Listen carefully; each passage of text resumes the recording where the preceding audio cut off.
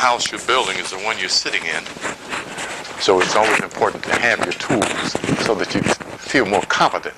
Learning is a part of knowing. You know, we're not baby chicks with our mouths wide open. The concept of educate is to draw out that which is within, not to put in. My thing is to stimulate, to arouse, and to re-inform you of what you already know. And the more you adhere to that, the more amazed you become at your own consciousness. The thing is to get in tune with this self-knowing, you know.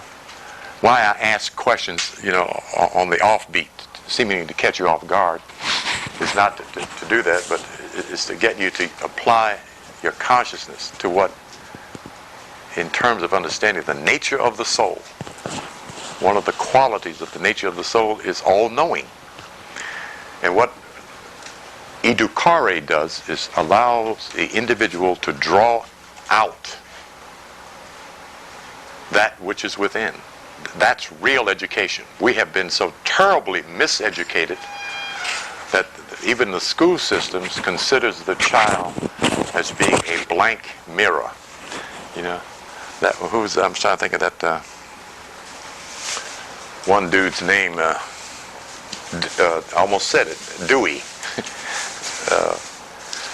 was the one who proposed that idea for education. You know, children are blank mirrors. You know, and these are the souls that have the visions and insights and can see astral beings and angelic beings floating and flying around. You know, but that has no credibility when it comes to a report card, because none of that is relevant to a report card. You know, so what children know is not accredited even with their parents, let alone the teacher. Sometimes the parents are saying, something's wrong with my child. He keeps saying he sees ghosts. You know, and that's what the child said. The child said, I saw an angel. You know. It's interesting you should mention that, because I have a newborn and she's like a month old, and of course she can't speak, but at times she'll just, you see her smiling for no reason, what appears to be no reason. What appeers to be no reason, right. She'll start smiling, she'll start laughing. Right. Just the same, she might start crying. For some reason. But I question her mother, it makes you wonder, what could possibly be on her mind? Right. What could she possibly be experiencing? Did you make her just all of a sudden just start smiling? Right. You're not even playing with her. Precisely, yeah. We start off with an inferiority point of view about human life, you know, that we are born ignorant, knowing nothing, you know, that's inferiority complex. And uneducated parents, uncultured parents continue it. They call their children names that are derogatory, that leaves the child with the stigma that they're stupid, dumb, and don't know anything, careless, clumsy, you know, all that stuff. The kids are recording in the limbic brain during this early period of the non-walking, crawling, almost walking stage. They're recording all of the experiences of their day. And the stuff that adults bring into their world are the dynamics that affect them. Why it's important to understand that parents are the child's first gods. You see? So the parent has to come correctly from that assumed point of view. But one needs to understand what a god is first, and not assume that Reverend Biscuit knew what the hell he was talking about when he started talking about God and Jesus and three other white men, you know. So once the idea of the knowledge of self is clear, then you know your words have power.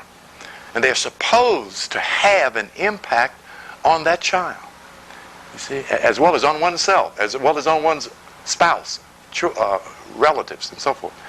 Then the illusion of inferiority begins to become dissipated, and one comes to these sudden realizations that they do know something. You know, we've all had the experience of saying something wise or pointed that was a spurt of revelation right on the moment, and we didn't know how or why we knew it. That's the higher self expressing at a given point of convenience. That is when the conscious mind and the subconscious gets out of the way. What I tried to do last couple of weeks ago was to encompass the two levels of the same body of knowledge that's referred to as self-knowledge. In Charles Fillmore's book, The 12 Powers of Man, he deals with the glands of the body as those points of expression of spiritual power. In the science of astrology, along the level of philosophy category, that level of astrology shows that these 12 segments of the human form represent the sections or areas or centers of these same powers. And Fillmore at some point had to discover that, but decided to go for the religious perspective in relationship only to Jesus and the ideal or idea of Christ, which is all right, you know. I mean, it's better than Jesus got everything and is everything and is way off some damn where, but as soon as we need him, suddenly he's there. You know, that kind of mythos that leaves people terribly disillusioned after a while. You know, because black folks, when they do pray, they pray a lot. You know, and one yogi master says the average human being's prayers not only do not go to heaven, they don't even hit the ceiling because they're praying powerless prayers. First of all, their point of direction is towards something other than oneself.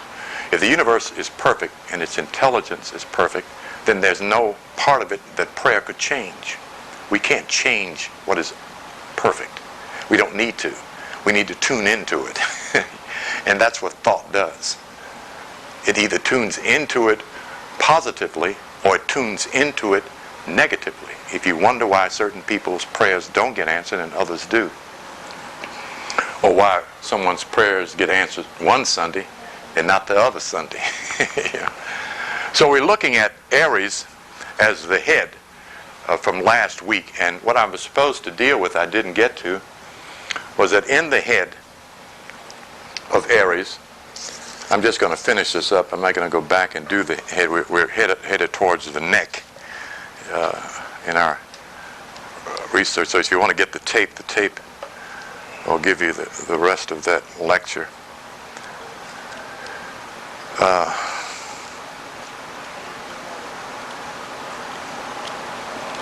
Where is the little picture here?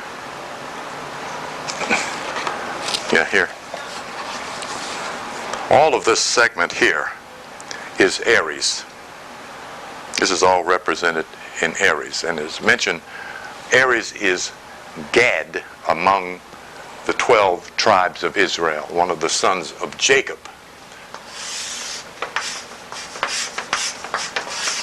And the reason we know that, because the head is God in the making. And Gad and God is simply a matter of the Kabbalists exchanging one vowel for another in the secret coding of writing. The rest of the information is provided there. Taurus represents the neck in astrological symbology and in metaphysical physiology. That therein is the key in terms of how to get from astrology to metaphysics. Metaphysics evaluates and examines the physiological construct of the human body, just as astrology does in the total man, but it looks at it from symbological language, which is the language of the universe. Okay? The coining and naming of the physical body, according to this language, is man-made. According to Japanese, is man-made. According to, okay? But in universal symbolism, it's the same language. You know? So that those that connected in a particular order, and the one that's most universal is Masonry, had the most advantageous inroad to early knowledge of self, because their symbolic language is the same everywhere. 1920, the Japanese came into the Masonic order. See, the Hindi Eastman had already been in it during the same period that the so-called Egyptian, so-called African was into. the Masonic order. You see,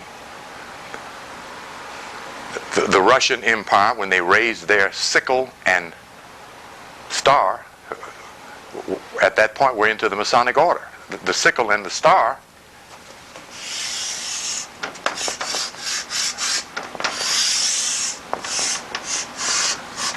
is the moon and the star. You see? Okay. But before that, of course, France was already in it, because France sent that statue to America as a birthday present. You see? They sent him Isis, Statue of Liberty. Yes, sir. And of course the Germans had come in the back door through the Illuminati gate. So Europe had already made its New World Order connection. The problem was that it got absorbed by the dark side. See? And they weren't looking for it until, of course, they killed Germain, who was commissioned by our ancestors to head the Eurocentric Masonic order. Okay? Saint Germain was commissioned by the Blackamoor Mason to head the European Masonic order. And they should have been looking for it, because they sure as hell knew about it.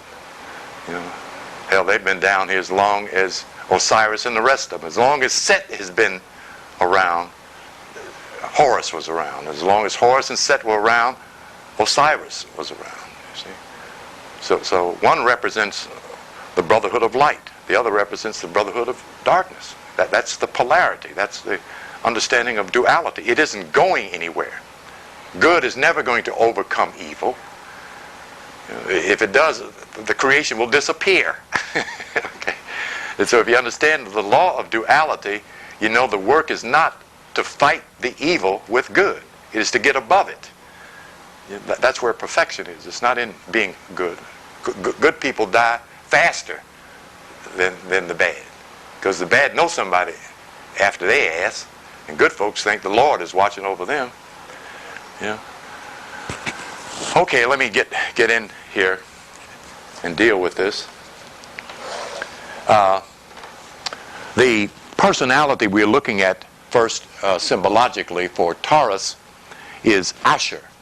And for those of you who are going to and are already students of self-knowledge, you're going to need lexiconographic information. That means as many kinds of dictionaries as you can possibly find. Hold on a second here. Oops, only one copy left. Okay. Take a look at that. And did you bring yours with you? Yes, sir. Oh, okay. Okay, turn to Asher and share it with Alfreda, please.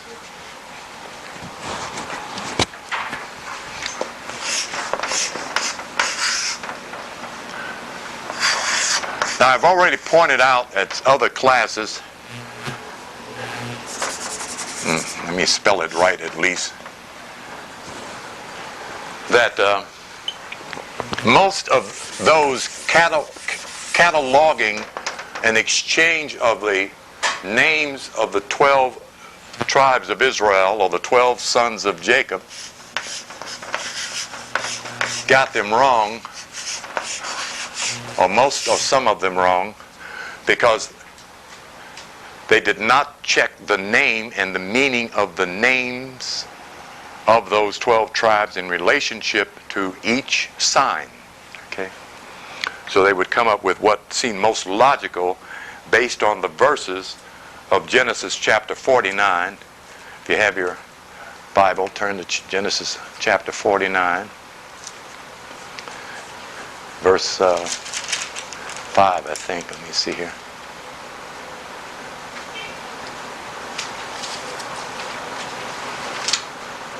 Verse 20, 49:20. So write that down so when you get home where your good book is.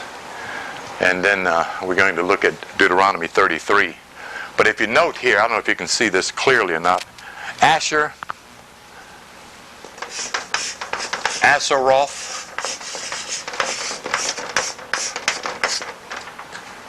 and Aserah.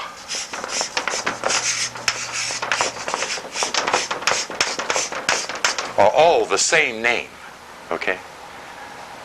Now, the important key of appreciating this level of evaluation of names is that first, the Kabbalist who coined this particular chapter, I don't know if it was Shakespeare or not, the brother Browder wants to give all the credit of the writing to one man, but I think it was an ecumenical council, and whoever was Shakespeare, because that's his pen name, was on that ecumenical council as one of the major Kabbalistic writers, who was translating that script from the old Vulgate Latin to the King's English. From the old Vulgate Latin, it had already been translated from that of the Greco-Roman script. And from the Greco-Roman script had come the elusive Yiddish Hebrew. Yiddish Hebrew. Yiddish because that is the Eurocentric concept of the characters of Sanskrit that should be referred to under the auspices of the Ethiopian sacred language. Well, I'm having difficulty recalling what it is. It'll come to me in a minute. The base manuscript, no matter how old it is or was, has literally nothing much ado with the system of this one. This is a system of Kabbalistic writing based upon the nature of man. If you appreciate that, certain verses, chapters, names, and behavioral happenings in the scripture will make more sense than what the good Reverend is trying to get folks to believe, okay? That we're tracing testimenti, old and new. We're tracing old body, old mind, to the place of new body, new mind. They're right on the cover of most Bibles, the New and Old Testament. Okay, rather than testifying in testimony, we're talking about man, or virtually, we're really talking about woman's nature, because that's the nature that produces the man-child. You know, of course, try to get that in the Baptist church. So let's look at the definition of Asher first. Then we'll jump back to. No, let's not do that. Let's first read this particular verse here, and then we'll jump to Deuteronomy 33, because it's very brief, to the point where it almost suggests almost nothing. As for Asher, his food shall be rich.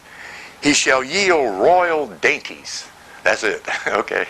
So you got to go somewhere else to find out what in the world is he talking about in terms of just even Asher. You know, that isn't even saying much for Asher. So when you turn to Deuteronomy's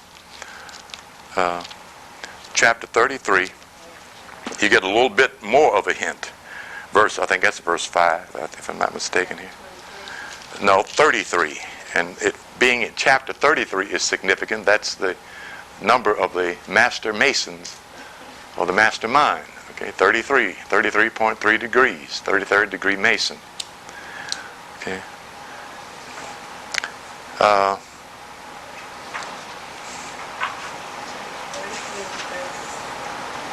Let me see here. Let me find it first. I'm looking for the verse here.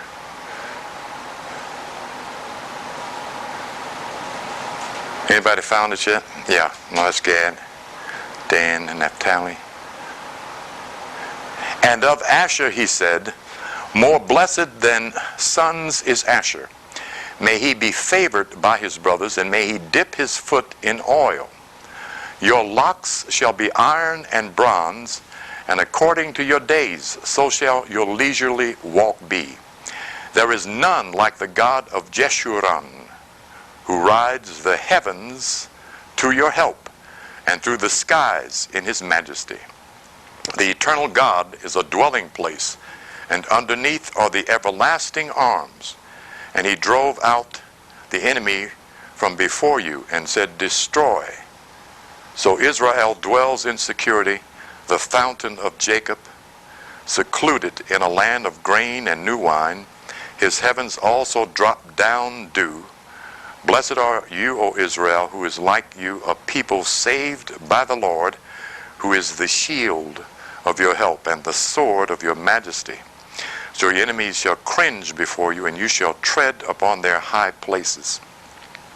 Well, at a certain point, it begins to sound like gibberish and flattery in terms of Asher, until one looks up in the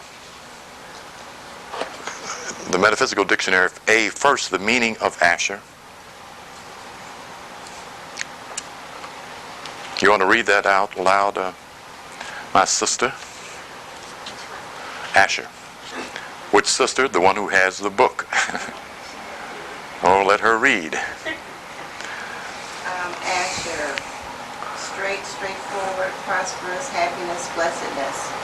Jacob's second son by Zilpah. Leah's handmaid. And the name of one of the 12 tribes of Israel. And Zilpah, Leah's handmaid, bare Jacob a second son. And Leah said, happy am I, for the daughters will call me happy. Okay, stop right there, because the rest of it isn't as relevant as the first definitive of Asher. Straightforward, prosperous, happiness, blessed. Now, here's where the trick plays a very interesting role in understanding root derivatives of names. The next name that should be evaluated is Aseroth. So turn the page to 70.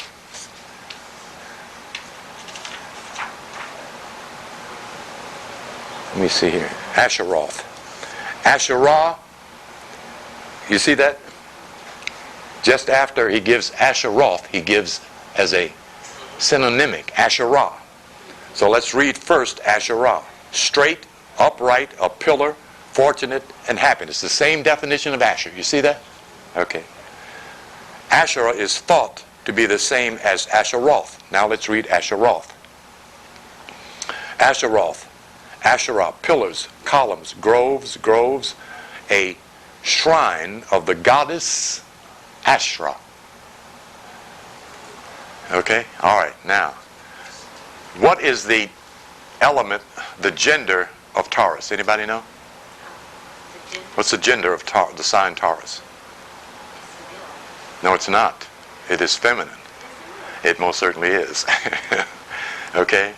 Now here, what I'm trying to point out to you, how things get buried and so covered that they're no longer conspicuous, becomes that esoterica that makes this exclusive club that can read behind, between, beneath, and above the line. Okay? Now look at Asher. Blackness, black aurora, the dawn, morning, break forth, become free, a free man, successful. Okay, the same root derivative of Asher. Okay, on page 71. Put a little check by it so you can remember where it is next time you go back and look. Now, listen to Aseroth. The temples and groves of Aseroth were the sacred shrines where worship of the Phoenician Venus. What sign governs Taurus? Venus. Thank you. Was practiced in licentious ways. Now here is where Fillmore had difficulty in giving a interconnection with these names, and he doesn't do it because his objective was to give the positive side of the chosen people, okay, not the negative side. When you get into this book, every time you come to a name or term that makes reference to the African, that is of Ethiopia, of Egypt, it is going to be negative every damn time, okay, except in certain synonymic concepts he will say obscure, hidden, okay. The book on the superficial surface of the theologic is divided between black and white. Okay? African and European, because the whole reference of the Jew, the Hebrew, the chosen people is that of white European Jews. Okay? I mean, during Fillmore's time, okay, it was no historical revelation that the Haribu were black. That Ethiopia, which is a Greek word, Iopi is the ancient word, is in reference to black folks. That Abraham came out of Iopi, Ethiopia, and was jet black. You know, there's no reference in theology to that. You say, okay. So I'm trying to let you see what was going on in his head as he was legislating all this information, and the audience, the congregation, the fish that he came to save, to grab, that they were predominantly white. How do we know that? Because a black woman went to Lee's summit to become a unity minister, the first of, and she was not allowed to stay on the damn campus. See, the only colored Negro woman there, and they could not accommodate her on this almost 300 acres of dam land. That's Johnny Coleman, who's in Chicago. Damn right. It's talking about the Lord and love and universal this and you know, discriminated. Okay, you know. And there was a big article in 1967 or 8 by Johnny in Ebony magazine on her entrance. Her, I think it's a 2-year course they have to take. You know, but the universe reimbursed her. Somebody gave her $20 million and 40 acres of land, so she ain't got nothing to cry about now. Okay, well, I'm pointing this out because this, in my mind, is what Afrocentric New Age thought is about. Okay, we're not supposed to be digesting the same thing that Europeans are learning. We have a point of view that has been so obscured, muffled, and twisted that most of our people are still suffering from the illusions of inferiority. You know, and the terrible thing about that is that it's not real. That it is an illusion, but an illusion woven well becomes an illness. You see, if a person or if people believe it. Just as the ghost in the dark is real to the child in the bed. That's no illusion until somebody turns the light on. Then the illusion is gone. So we need to understand the imbalance of this problem of soured image, spoil and disfigurement of the psychology of a people, of what they see in their own mirror. You see? Let me divert here for just a second. Alice Walker was on what's the big head white girls show at 3 o'clock? Rosie O'Donnell was on her show.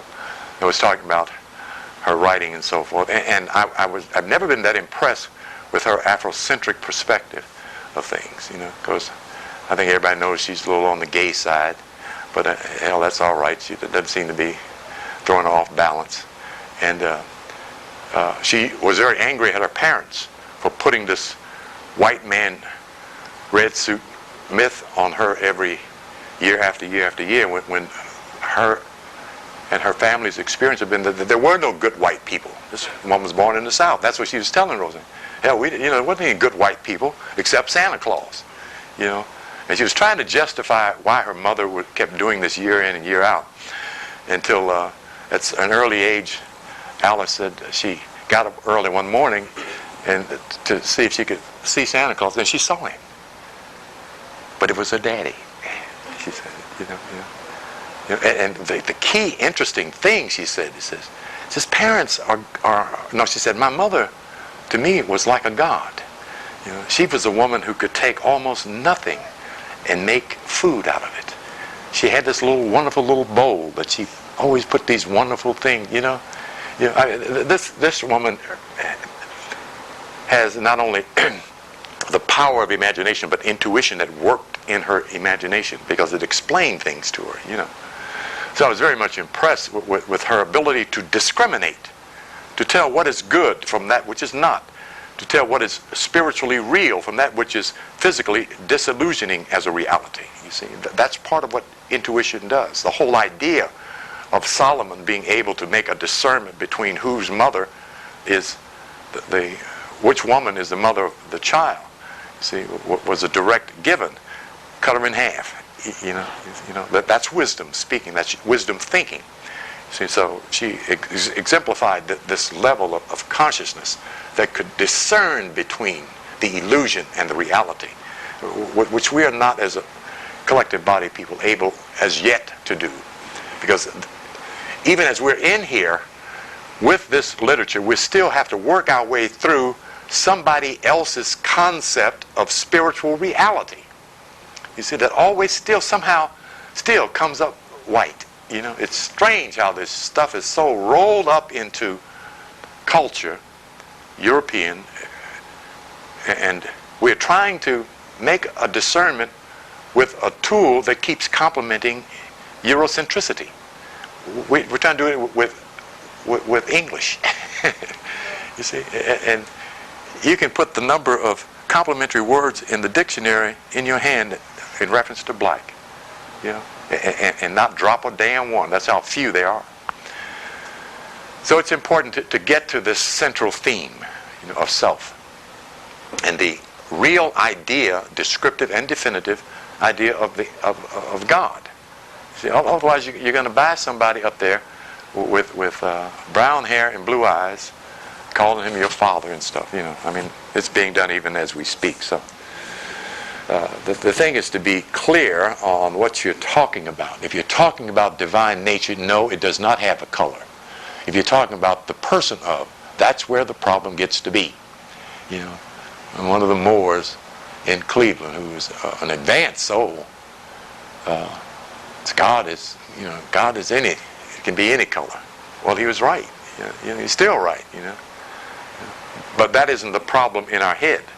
The problem in the back of our head is that God is a white man and was a white baby and had a white mama. I mean, that's the problem. You okay? Deal with it. You know, that's revelation and knowledge, is to deal with the reality and the distortion, and come up with some insight, not just reiterating what everybody said. We know it seems fair to say God is a spirit. What the hell is a spirit? Johnny Walker is a spirit. Get to the point where you really know what words mean. You know, you see, when we say God, we're not talking about that. You know, that ain't what we're talking about. You know, that doesn't bother our heads. You see, remember the brother who formed the first group of Hebrew Israelites, who did in one of his lectures. He said, "Now I want everybody in here to close your eyes and imagine what God looks like." I want you to imagine. Oh, you got it? Now everyone in you here, didn't you? You seen God, he was a white man, right? Didn't you? And everybody laughed. Because that's what comes up in the back of the head. You know, it just comes up. Until you change your consciousness. You know, okay? That's a spiritual reality. I kind of got off here. That's a Geminian thing in me. Let me get back here. Okay, because I want to further deal with this idea of Venus. He makes reference to another encyclopedia that he had access to, Edie's Biblical Cyclopedia. Says originally she was an Arcanian goddess, the mother and bride of Adonis. In Canaan, however, she became the mere reflection of the sun god and was as such identified with the moon, the symbol in this case being the cow or the female bull, whose horns resemble the crescent moon lying on its back. Does anybody know what sign, what planet is exalted in Taurus? Yes, each planet in a certain angle gains its greatest energy vibration. It's exalted in, the moon is exalted in Taurus. Okay, I'm just tying these loose ends together so you see this collaboration. The round disc over the horns of the golden calf certainly is not the moon. It's definitely the sun. The cyclical period of the golden calf was that of the Taurian age. Okay, so how we get this phenomena of the golden calf and the Hebrews trying to resurrect a golden calf to get them out of the wilderness was a misunderstanding of knowledge and the meaning, again, of symbols. Okay. Okay, I'm trying to tie these loose ends together. Now, does anybody know what Venus represents in terms of its essential power? Those of you who are supposed to be in my Sunday class are supposed to be making great comments now. One, what's the other? Right? What kind of love?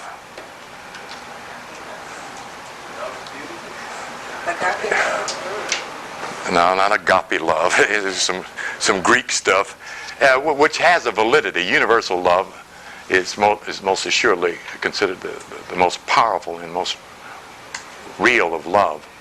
But that is not what peoples the planet Earth. Passion love is what peoples the planet. Now the key here is to understand that this sign is a part of two factors. The planet Venus governs two signs. What's the other sign that it governs? I see I'm wasting my time in my astrology class. I ain't heard a comment from my little student here. This sister is supposed to be running all this down here. And she ain't said nothing yet. It's Libra. Okay? But Libra is not a persona of a physical form. It is a symbol. Now, what I wanted to do was point out something quite interesting here that seems to be a kind of an inference that doesn't seem to have any direct relationship to Asher. Verse 26 of Deuteronomy 33. Write that down. Deuteronomy 33, verse 6. There is none like the God of Jeshurun, who rides the heavens to your help. Jeshurun. What in the world is Jeshurun being brought in there in terms of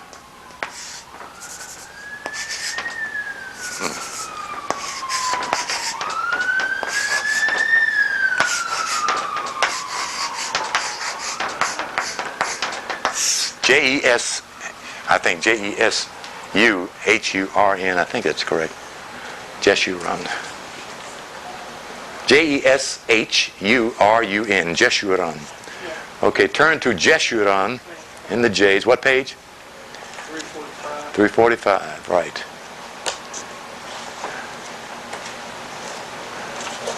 Now, Jeshurun, descriptive, definitive. Vicissitude, righteousness, justice, upright, the brilliant one, tranquility, harmony, happiness, blessedness.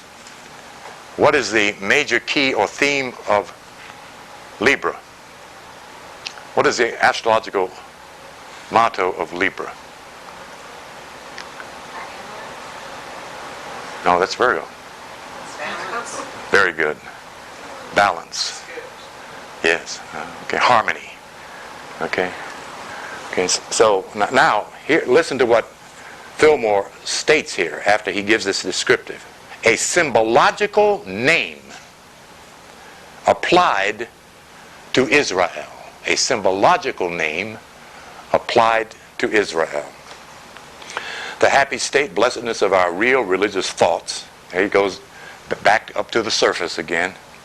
Especially when they have become upright according to the true spiritual standard of righteousness, which includes love, mercy, good judgment, order, and the activity of all the faculties of the mind raised to spiritual consciousness. The key here, in relationship to Libra and Venus, okay, we see these two as two different aspects, but they are two aspects of one vibration, the vibration of Venus, which represents beauty and harmony, love and passion. Okay, where is that a key in the scripture or scriptural reading in terms of Aseroth, Aserah, and Asher? Turn back to Asher and Asheroth, page 70. Huh? Okay, now this is how you do research now, okay, so that you come up with more knowledgeable insight than... Now, listen to this verse after the information we've just shared. Out of Asher, his bread shall be fat, and he shall yield royal dainties. What are royal dainties?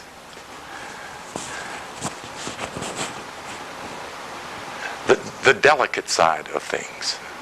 Okay, which is what? Gender. In gender, what are the delicate side of things in gender? Feminine. Okay? Royal dainties puts it up on the level of what status? Royal dainties. If dainties is feminine, royal must be queen. Come on, y'all. Come on. Yeah, but see, the concept of queenhood is not directly related to this book. Okay, so I understand why it's difficult to connect it. Okay, the Queen of Heaven is hidden in the book, behind everything, essentially in symbological language. See, okay. The other key is that Taurus is a feminine sign, or feminine gender, not masculine. All the 12 sons of Jacob are all boys. You see? Then when you look again, there's more than 12. There are 13 sons, if you count them. You see?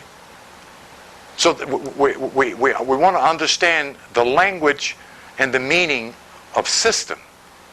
If you know it's a circle of 12, and the reference is to 12 tribes, why then are there 13 sons? Because they're not sons. Because they're totally symbols. You see? There's no such thing as the 12 sons of Jacob. They're the 12 signs. Okay? Therein is the key to understanding scriptural symbology. Everything in this book is symbological. Nothing in this book is about some person. Not one word of it. Does that mean that there's no Jesus, no Christ? No, it does not. It means that this book is not talking about a Jesus, a Christ, or this and of that. It's talking about divine nature and the order of the universe, the nature of God, the nature of woman and man, and the nature of nature. That's the thematic. Okay? And if you follow that in your study, it'll come clear. Time and time and time again. It just gets clearer and clearer and clearer when you're on the level of thinking of secret language, universal language, symbological language. See? But as soon as you get to, well, what about when Abraham did?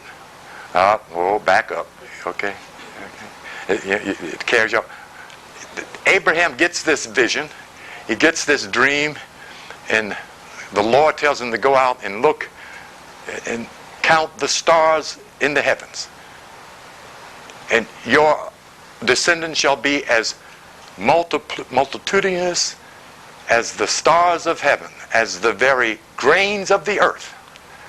You see, in other words, everything out there you're going to see is going to be Jews. Okay, I mean, if you and that's the way it was presented on that fundamental level. You see, that's how this whole idea of an everlasting covenant, you see, that Jacob made with the Lord. You see, what is a covenant that's going to last forever? If you ever looked at the map, and I started to bring my map just for this. You look at the map of Africa, you see this enormous big piece of property, and over to the side is this little island called Israel. And God overlooked all this property and looked over here at this little piece of land and said, oh, that's them. I'm going to choose them. You know, he starts sounding like a bigot, you know, like a Klansman, you know. Okay, but that's where the thinking got stuck. Because the believers were not interested in the knowledge of. They were interested in what the book said and what the ministry reported the truth to be. See? So that's how this thing got so focused and out of focus in relationship to the accursed of Ham, which had all this damn property, did all this building, all this science, see? All this knowledge, raised up all these gods. Yeah. And this little island was the Lord God's chosen folks. You know, I mean, you think the Sting was a heavy ripoff. Shit, Reverend Biscuit doing a heavy ripoff. You know, and he don't even know it. You know? Yeah, go ahead. I have a question regards to the statement you just made about the curse of Ham. Mm-hmm.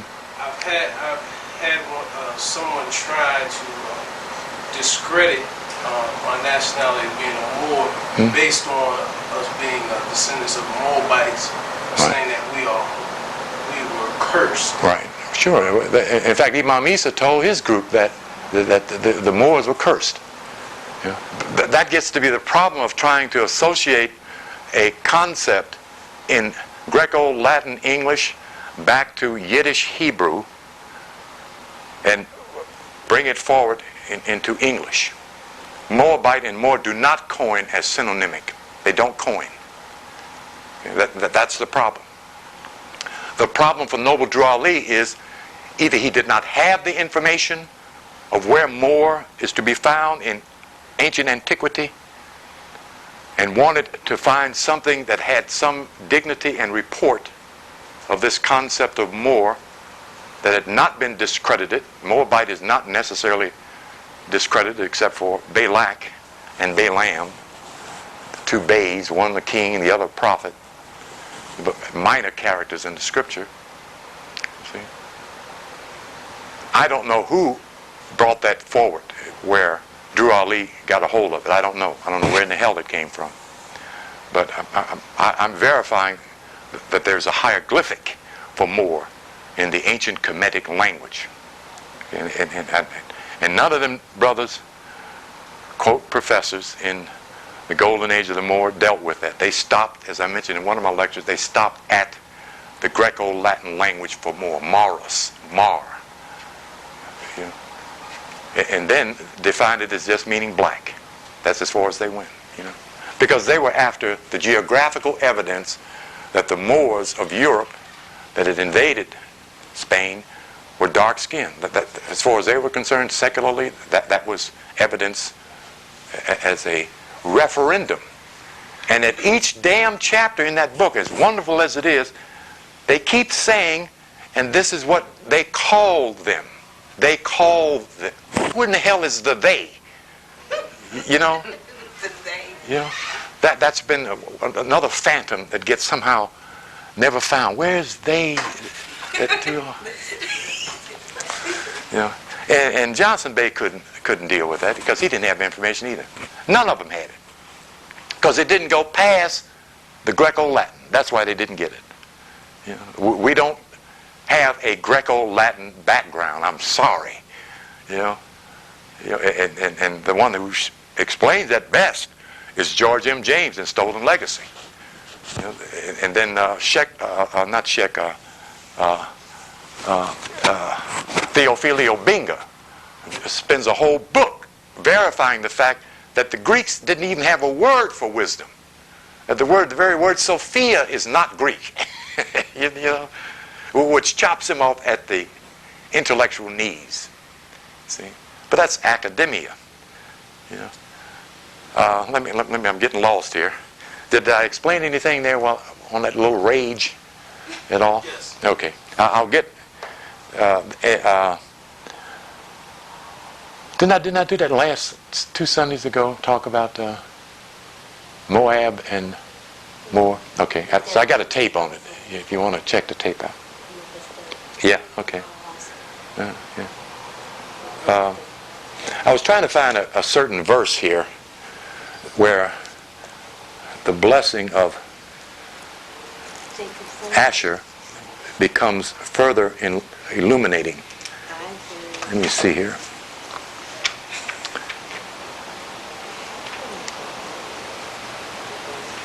Now I got the King James version of the Revised translation. You got the old translation, right? Okay, turn to, hand me your Bible a minute, because there's a concept here. Thank you.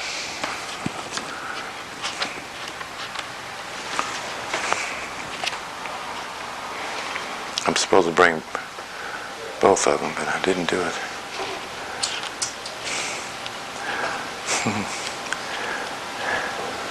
Okay, here we are.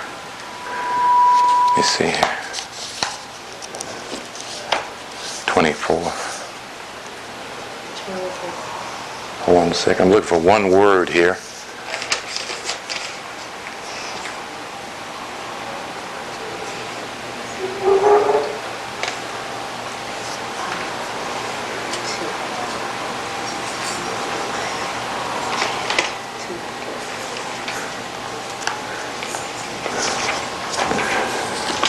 I don't see it here. Isn't that something? Did I? What's that? You looking for the blessings of Jacob's son?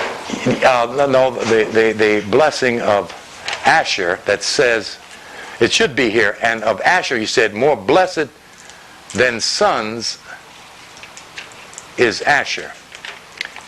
But I'm looking for the word children. That's in one verse in one of the translations that I was reading earlier today at home. And I don't see it in this one. Verse 24, that's 32 there. Let me see here.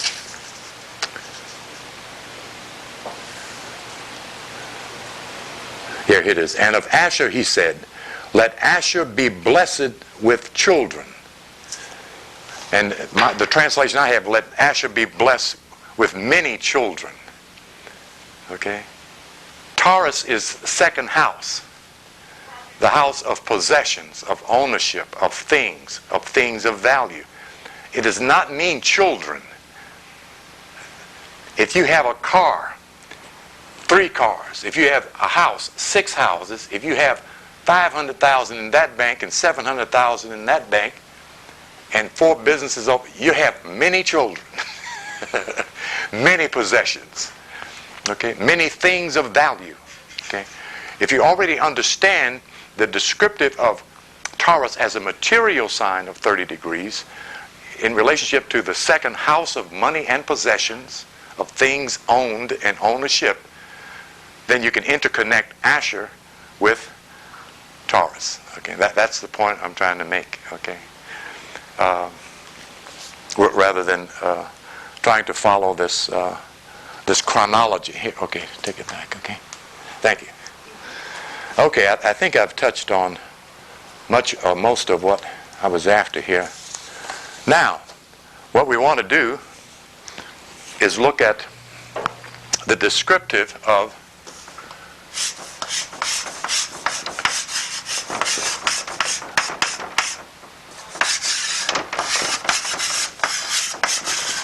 this is a center of Taurus, the area of Taurus. What is in the throat?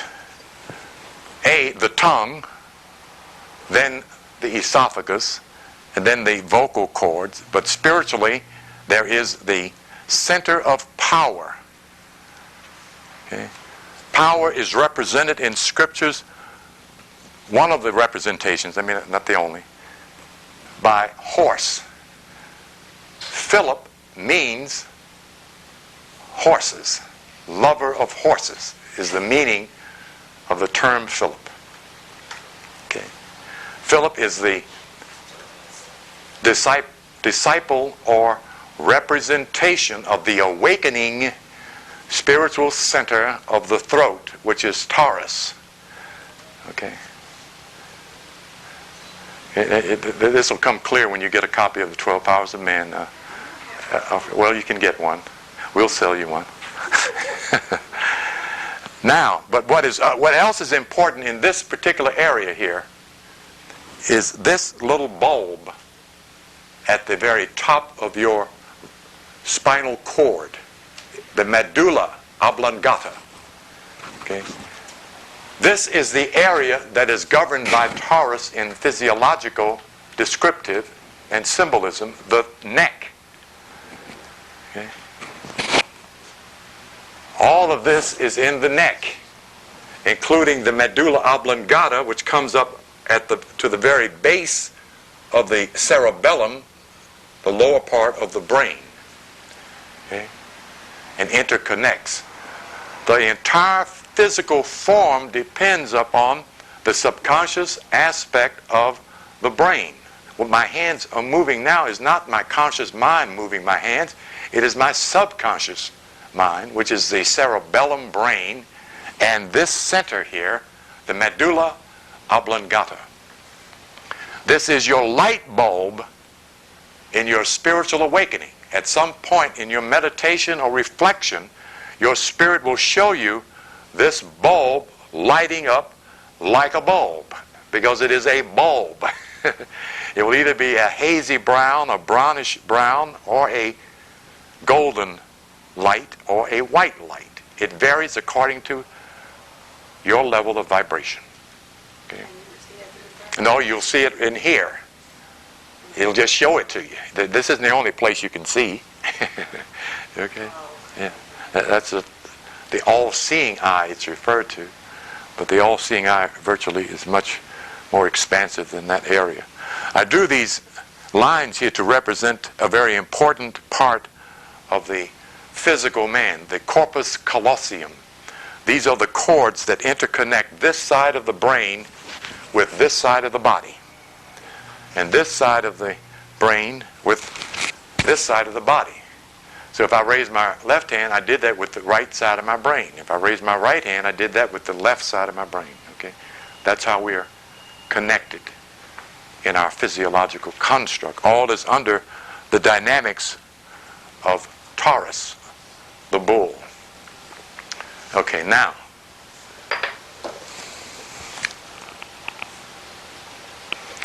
first of all, let me, before I move on here, this is the dynamic center you're trying to work with, because this is your first level of power, expression, and experience. A baby, I'll say it's to include both male and female, its movements has no power. Right? Right. I mean, if a baby socks you in the nose, I mean, hell, you just, oh, isn't he cute, you know? But when you go to sleep, and the baby goes, wah! Baby got power. Baby got power. Like that. Baby's got power. Okay? And it's intelligent power, because it's telling mama, daddy, whoever in the hell is in the house, come here and take this wet-ass diaper off me. I'm hungry. I don't want to be alone. All that is conveyed by a cry. Different frequencies of crying. Children can convey intelligence. That's power. See? I mean, a baby's so powerful, shit, a baby can keep you up all night long. Okay, the throat center. What happens is, it appears there's a natural maturation of this center, because a baby's cry can be loud. I mean, you can be, is that the baby crying? You down on the first floor and the baby up on the third floor. You can hear the baby, okay? Something closes the throat center. As you graduate in your human development, this center is supposed to become more and more powerful. What is it that deters the power expression from this center over the period of growth and development? Wrong use. Misuse. Negative thinking, negative speaking. Screaming, shouting, expressing anger. Contracts. Fear gives birth to anger, not vice versa. Fear is the form or action of contraction Love is the action of attraction. Okay?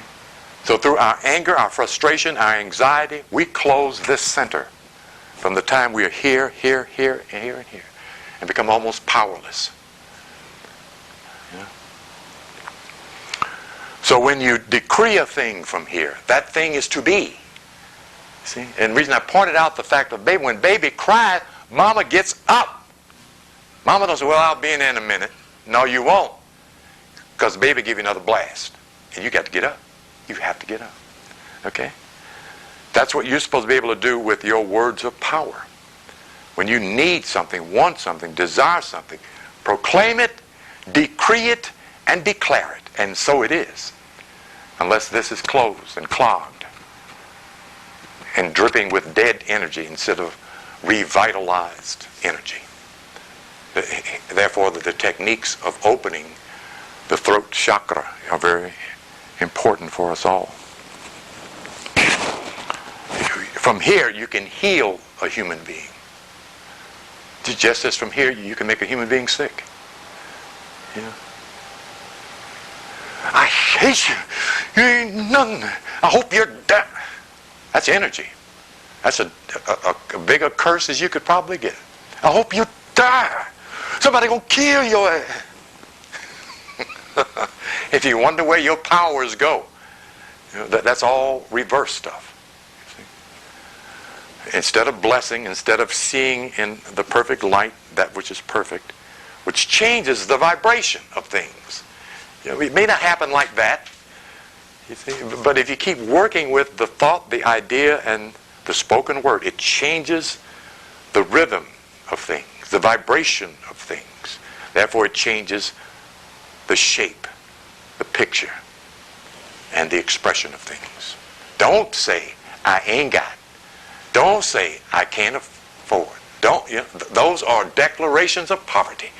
And the more you practice them, the better you get at being poor. You become the master of poverty. You see? From this center here, particularly, because it is a direct reflex of your own spiritual essence. Okay. And I pointed out here, I'm still working on this because until I get a book on this.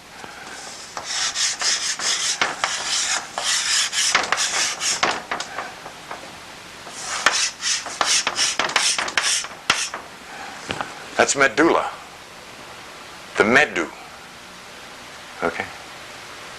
Remember pointing it out or not? You weren't here.